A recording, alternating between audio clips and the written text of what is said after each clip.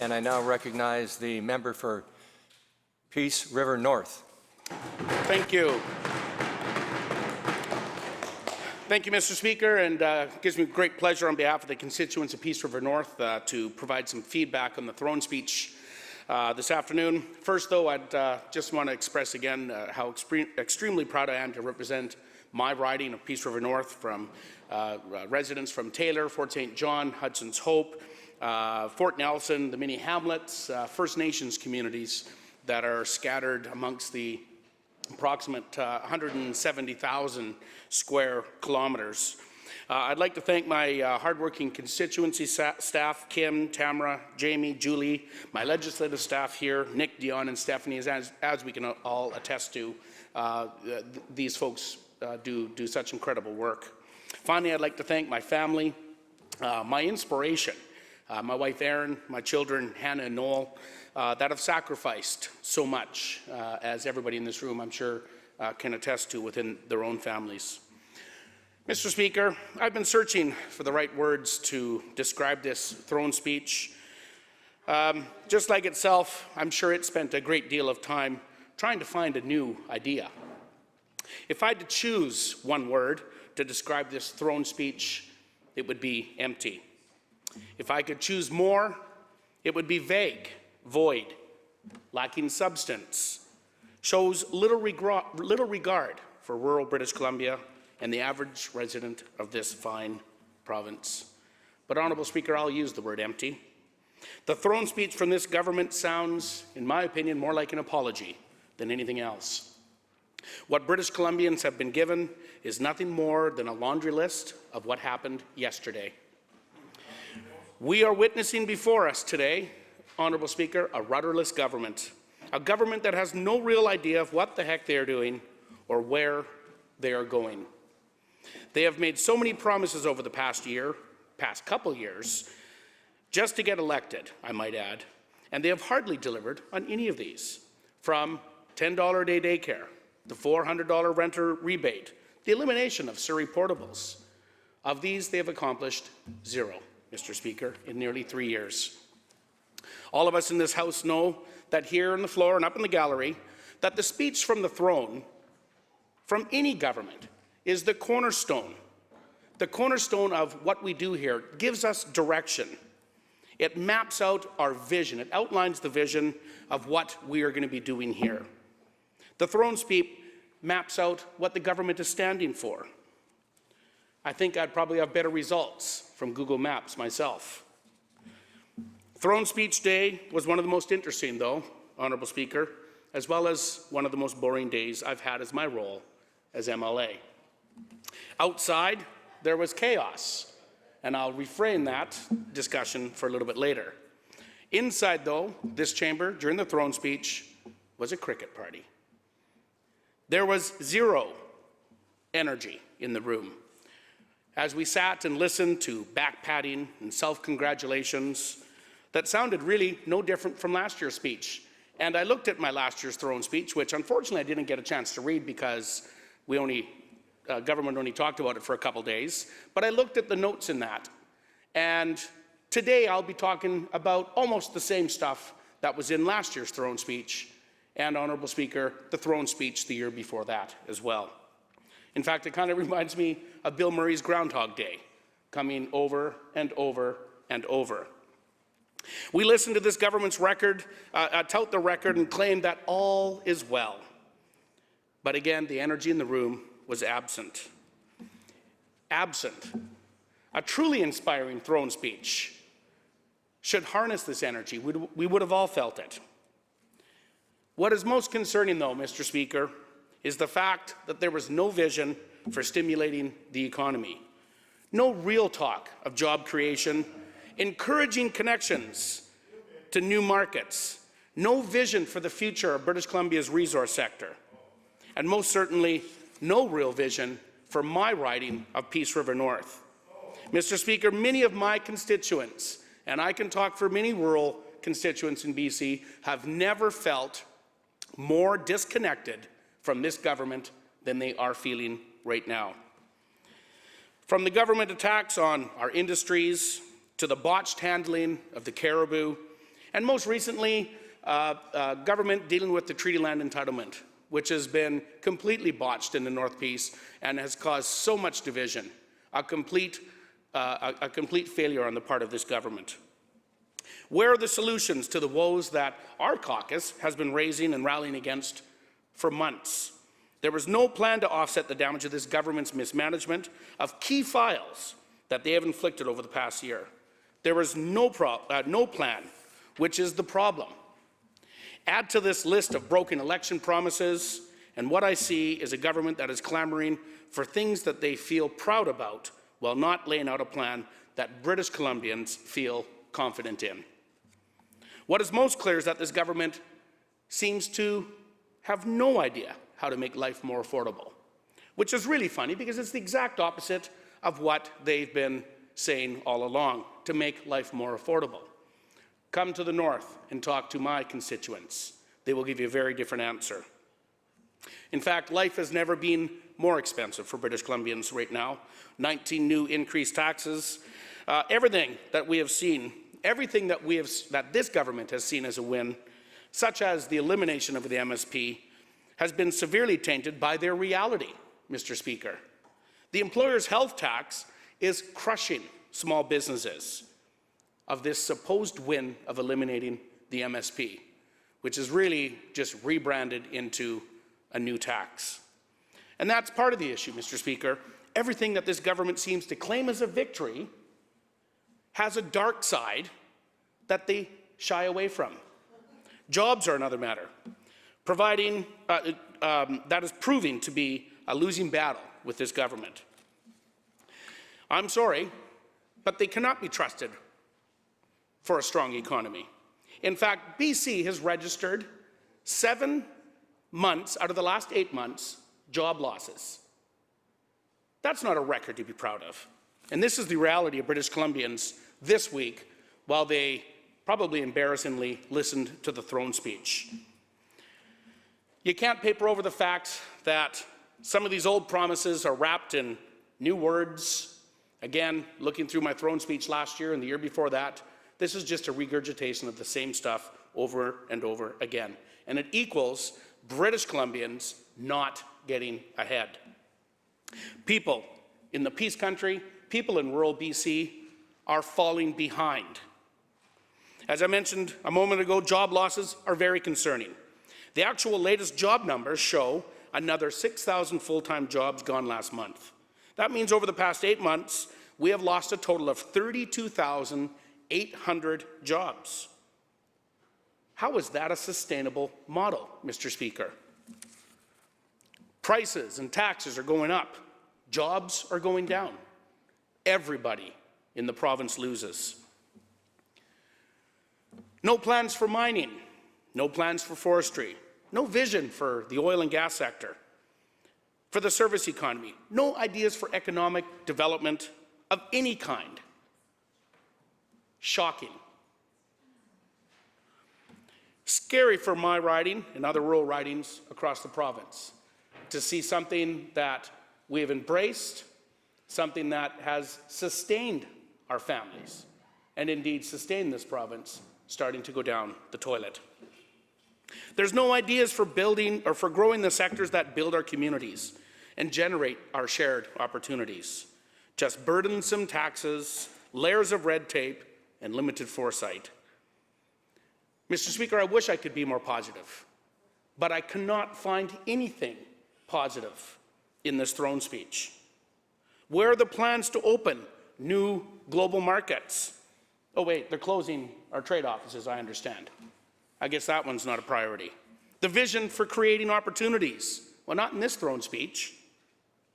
The idea is to spark new investment in our province, to bring capital money to our province, to bring job creation. Not in this throne speech. Competitiveness, Mr. Speaker. We are now dead last on the continent when it comes to competitiveness. I've spoken with many folks in the resource sector, and I represent a lot of resource companies, forestry, mining. We have oil and gas, agriculture, all up in Peace River North. And I've had these conversations with many people, And farming, for crying out loud. We have even lost our competitive edge in farming. This government has completely killed our competitive edge, and there's nothing in this throne speech that points to that returning anytime soon. You know, it's lovely. Recently they had, well, they call it a cabinet shuffle. I'm not too sure if I would call it a cabinet shuffle. They swapped a couple of ministers out, renamed a ministry to the Minister of Jobs, Economic Development, and Competitiveness. I actually laughed when I read that. I found it quite funny because just adding the word competitiveness, Mr. Speaker, does not make British Columbia competitiveness. We need action. We need the government to do something to get us back on track and get our resources to market. And we're not seeing our government do this, and we certainly are not seeing this in the throne speech. And I hope that we do see something in the budget next week. You know, there's more to ticketing scalpers and reducing our cell phone bills, but people need jobs. People need to provide for their families. They need to provide for themselves, and I don't think that is too much to ask for. Forestry communities are still in complete destitute, yet our hands-off premier has pretty much general disregard for this, it seems. It's a sector that is in crisis, and I've used the word multiple times. It is in crisis. Layoffs, shutdowns announced consistently throughout the NDP's term in government. There's now more than 100 mill curtailments, 10 of them indefinitely or permanently closed down, including one mill in my community, the OSB plant. It's a horrific statistic if this continues, and it's going to continue to haunt these communities until something is done. Yet most of what we seem to have heard from this government is mocking this. Our premier, the premier of the largest softwood producer in the country, could not be bothered to join other premiers from Canada when they visited Washington to try and fight for a better deal for their provinces. Where was our premier to fight for a better softwood deal? I used the crickets analogy earlier on. There it is again. The forest minister claiming that it's not a crisis. The parliamentary secretary saying, oh, there's too many mills anyways. Right here in this house. It's an abysmal response, Mr. Speaker. Attempts to alleviate this pressure have not fared that much better. Petty handout packages that we've seen don't provide real support. These are not solutions to the problem. We proposed a 5-point action plan that would have provided tax relief and assistance, but the NDP chose to ignore this. In fact, one of my colleagues was talking about this, and the premier referred to her constituents as spoiled children in this house. Horrible. And to add to this fact, the government then pilfered the Rural Dividend Fund, which is already a lifeline for many rural communities across the province to help them get ahead. Again, no real regard for rural British Columbia. So, Mr. Speaker, back to the land of unaffordability. Housing costs in much of the Lower Mainland is still beyond comprehension. Vancouver has the second least affordable housing in the world, with the average rent for a 2-bedroom apartment in Vancouver being just over $2,000. Where's the promised $400 annual renter's rebate, Mr. Speaker? A false election promise vaporized. Dealing with gas prices that continue to soar. And a bogus review with parameters that would never have dealt with the real problem or looked for the real cause. And that's taxation. We know that, Mr. Speaker. So let's look at a few things. Education. Well, let me start first of all by thanking all of our teachers for their incredible work. Education does lay the foundation to our society, for our society, provides our young graduates with the skills to communicate, cooperate, build an economy, and just be successful in life. BC's education system is consistently ranked as one of the best in the world, but we can always do better. I'm particularly impressed with the fact of the Indigenous high school graduation rate that has reached 70% in BC, but work still remains to be done to close that gap. Indigenous and non-Indigenous graduates need to ensure, we need to ensure that our education system benefits everybody.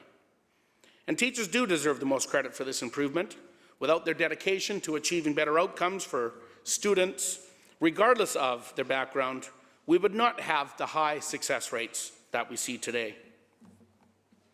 And as a teacher myself, I saw so many incredible teachers that make an unbelievable difference in many of our students' lives. I'd be remiss, though, if I also didn't recognize our school districts. The great deal of work that they do to make sure that our students have what they need to attain these goals. And they have a very challenging job themselves. As critic for education, it is also my responsibility to hold the government accountable to their promises, whether that's childcare spaces, hospitals, or portables. The NDP have made grand election promises and have not delivered on any of them, vaporized. Unfortunately, the government continues to fail Surrey parents and students who were promised the elimination of portables.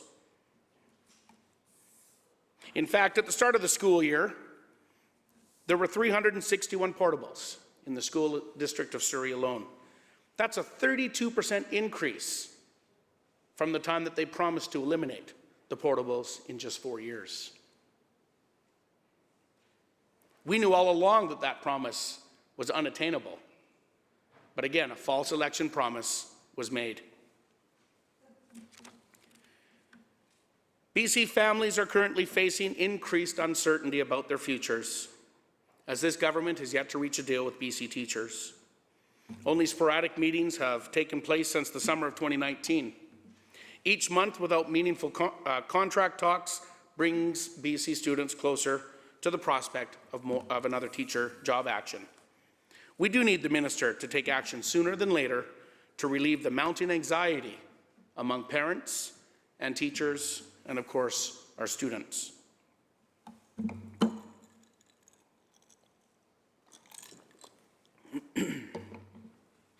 In talking with school districts around the province, we are still critically short, Mr. Speaker, of teachers.